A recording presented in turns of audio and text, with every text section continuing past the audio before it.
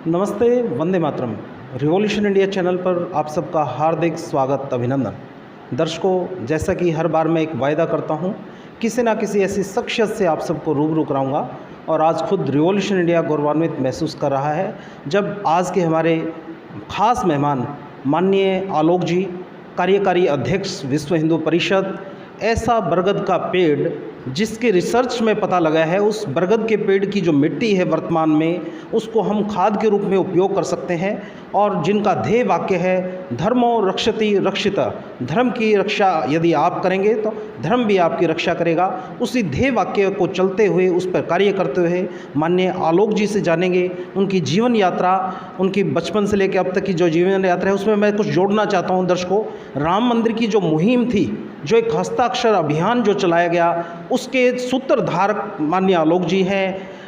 अनेकों दीची देश दान समिति के जो राष्ट्रीय अध्यक्ष हैं, जिस मिशन को लेके चले उसके भी जो विचार जो मन में आया उसके भी मेन कर्ता धर्ता माननीय आलोक जी हैं। अनेकों ऐसे कार्य हैं जिनकी विवेचना करना कुछ समय में संभव नहीं है, लेकिन माननीय आलोक जी से जानेंगे। माननीय आलोक जी, सबसे पहले आपका रिवॉल्यूशन इंडिया चैनल पर हार्दिक स्वागत, अभिनंदन और धन्यवाद।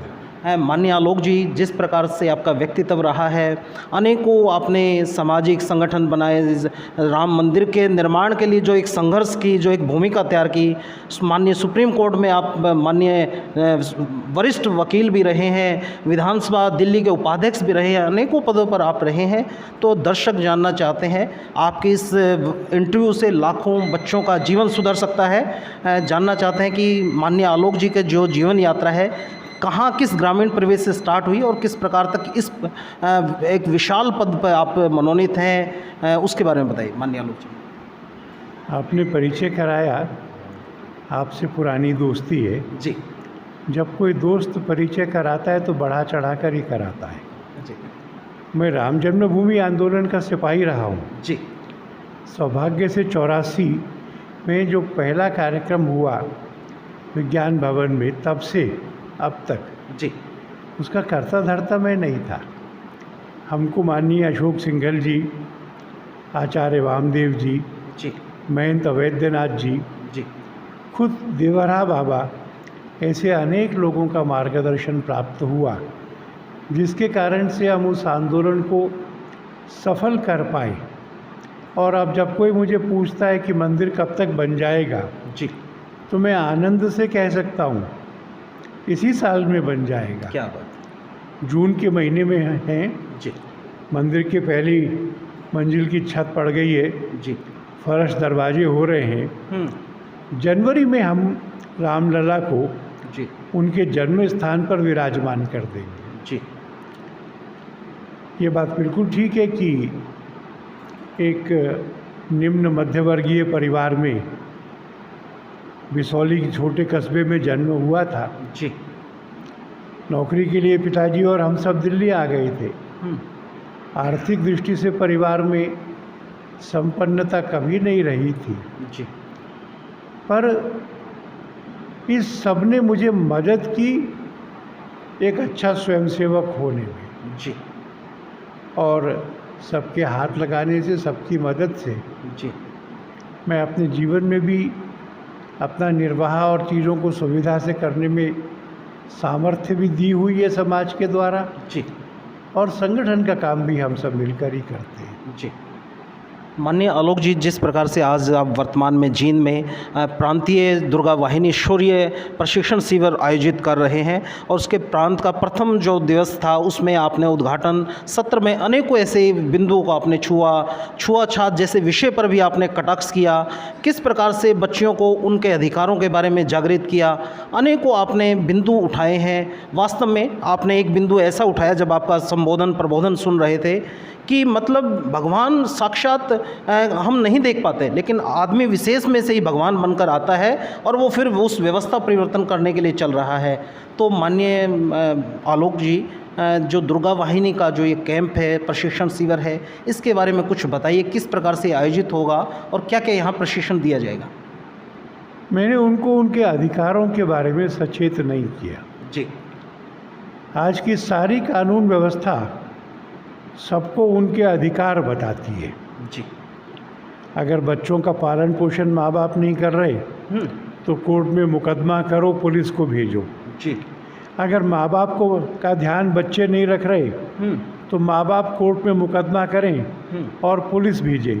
जी पत्नी और पति अपने झगड़ों को निपटाने के लिए कोर्ट में जाएं, कचहरी में जाएं, थाने में जाएं। जी ऐसा अधिकारों का वर्णन मैंने नहीं किया। जी मैं मानता हूँ कि सब जने अगर अपने कर्तव्य का पालन करेंगे जी तो सबको उनके अधिकार मिल जाएंगे। क्या बात, बहुत उम्दा। इस शौर्य प्रशिक्षण वर्ग में हम अपनी बच्चियों को जी उनका कर्तव्य बोध कराते हैं। जी जैसा नाम से स्पष्ट है शौर्य, जी तो आत्मरक्षा, बल, आत्मविश्वास जी ये उनमें देते हैं।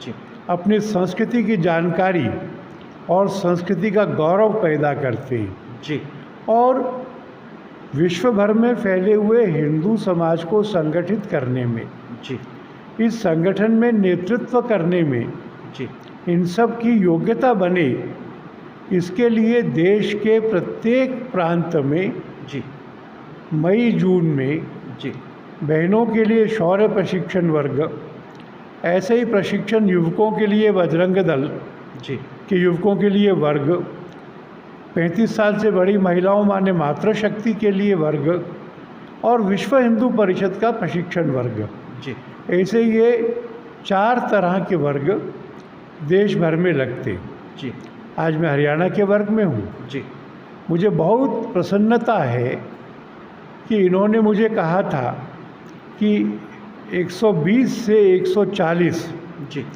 इतनी बहनें आएंगी, 192 आई हैं। क्या बात।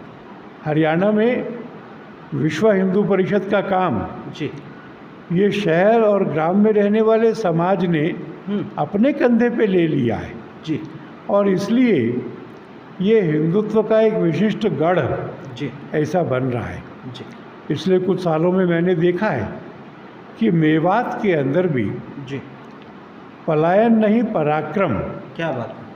वहाँ पर अपने तीर्थ स्थलों की यात्रा जिसमें 10,000 लोग होते हैं, जी कहीं कुछ होता है तो प्रतिकार, जी तो पलायन रुका है। जी सब लोग साहस से डटे हैं। जी ऐसा तेजस्वी समाज ये विश्व हिंदू परिषद और बाकी सबके प्रयत्न से हरियाणा में भी हो रहा है। जी मुझे आज यहाँ आकर इसका भी संतोष हुआ।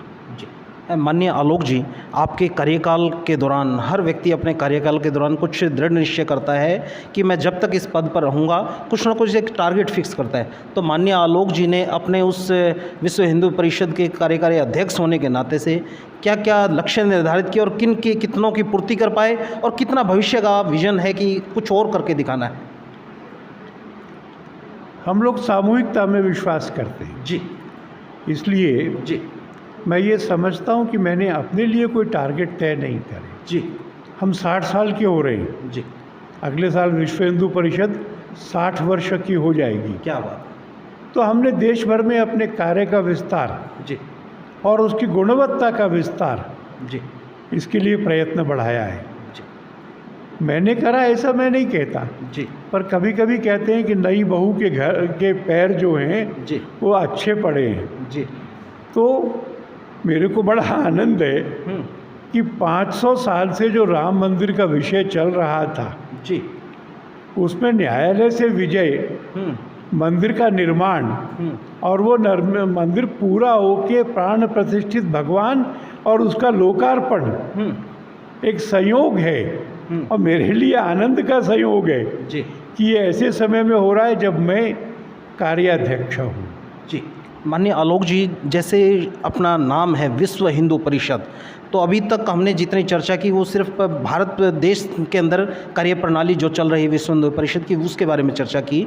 कोई विश्व के मिशन पर भी कुछ विश्व हिंदू परिषद कार्य कर रहा है कि विश्व स्तर पर कार्य कर रहा हो? दुनिया के 30 देशों में अपना बड़ा काम है जी, और वहाँ हिंदू समाज का कोई प्रश्न खड़ा आता है जी, तो पूरे समाज को जोड़ने में परिषद समर्थ होती है। जी, ऑस्ट्रेलिया में एक पेटिशन फाइल हुई जी, कि स्वास्तिक का जो निशान है ये हिटलर का युद्ध चिन्ह था जी, ये घृणा का प्रतीक है, जी।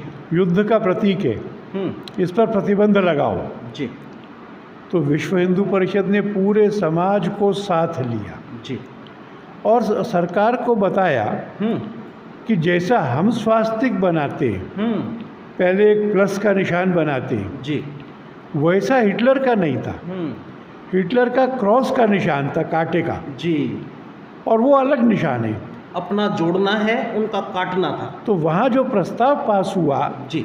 वहाँ की संसद में, वो ये हुआ कि वो जो हिटलर का निशान था, जी। वो घृणा का है, तोड़ने का है, उस पर हम प्रतिबंध लगाते हैं। उसके आगे लिखा है पर ये जो प्लस के निशान वाला स्वास्तिक है, जी। ये शुभ का, मंगल का, आनंद का प्रतीक है, जी। और इसलिए ऑस्ट्रेलिया में इस पर कोई प्रतिबंध नहीं रहेगा। जी। तो दुनिया भर के मसलों में जी। दोनों बातों के लिए जी। हिंदू समाज की पीठ पर हाथ रखकर खड़े होना जी। हम करते, जी। और हिंदू समाज के आगे आने वाली पीढ़ियों में भी हिंदुत्व उनके जीवन में रहे, जी। इसका भी प्रयत्न करते हैं।